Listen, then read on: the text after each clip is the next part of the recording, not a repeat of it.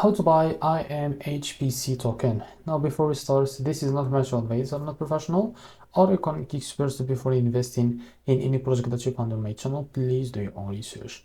Now before you go on and buy this token, make sure to check the X account and keep following the updates about this token. As you can see, this token is available on the screener. It's created 20 or 23 hours ago and increased by 900% in the last 24 hours. This token trending number 19 in the Solana section. Now, to be able to buy this token, click here to copy the token address. Now open your phone to wallet for that. As you can see, click here on swap. Make sure that you have enough Solana on your wallet. Now click here and paste the token address in the search bar. As you can see, this is our token. Click on it and here click on I understand, and here you can type how much you want to buy.